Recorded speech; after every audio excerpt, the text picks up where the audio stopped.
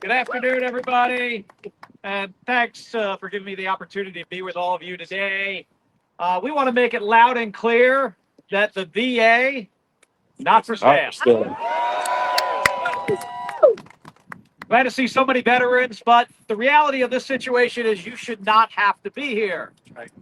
You shouldn't have to come to DC to fight for your jobs. You shouldn't have to come to DC to fight for your health care.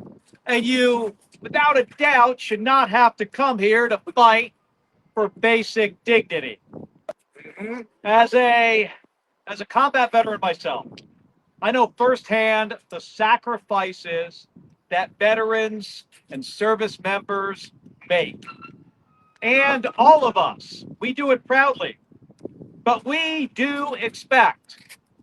absolutely expect our government will have our backs in the years that follow our service to this great country. Yes. But right now, this administration, the Trump administration, has turned its back on veterans. And it ain't right. Yeah. Veterans make up more than 30% of the federal workforce.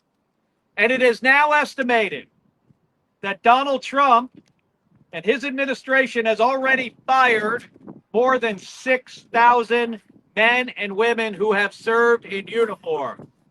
And I find that a disgrace.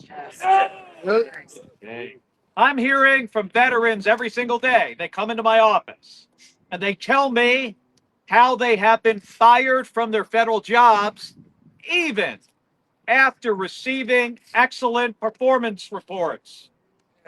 Now, one of them told me that the day after he met in my office, that the next day he was going to start a minimum wage job. And this is because this guy, who was a disabled veteran, had 3 children. And he needed to figure out how to put food on the table. And you know how many of these veterans found out that they lost their job? They found out via an email. An email from an unelected billionaire named Elon Musk. A guy who doesn't care that he is destroying these people's lives. I also heard from veterans during a town hall that I hosted in Arizona last month.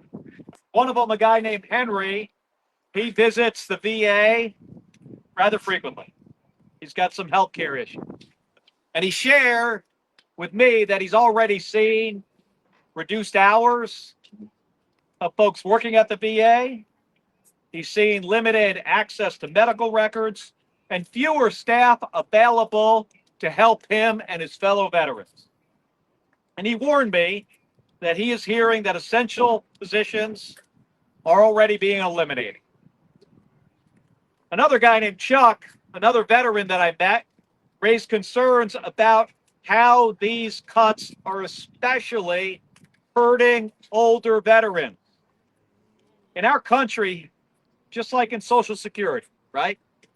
We've got a looming silver tsunami of veterans who need services that they have earned, like transportation to appointments. And those services are being scaled back. And it's not right. Same. No. Along with other colleagues in Congress, I've demanded answers from President Trump and from the VA Secretary Doug Collins on their indiscriminate purge of veterans and VA employees, including staff who, get this, staff members of the Veterans Crisis Line. As they continue to threaten cuts to the VA, the Trump administration makes it crystal clear that they do not care about former service members. It is clear to me. It should be clear to all of you. The VA provides critical services to veterans. So instead of weakening it, our government should be working on ways to improve these services. And arbitrarily firing tens of thousands of VA employees are not going to make this work better. This full-scale, full-on attack on the VA is putting lives at risk. So we have to fight back. And we have to fight back together as a team, focused on a mission. So whether you're a Republican or a Democrat, I think there's one thing that we all can agree upon, that this country made a promise to veterans that after your service, you would be treated with respect and you would get the support that you have earned. And that promise did not come with an expiration date. Right. So, folks, I take this promise as seriously as anybody possibly can. And I stand here with you today on behalf of Arizona's 500,000 veterans and veterans across the country. And I'm going to keep fighting to make sure that this promise stays a reality.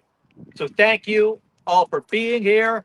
But more than that, thank you for your service to this great nation.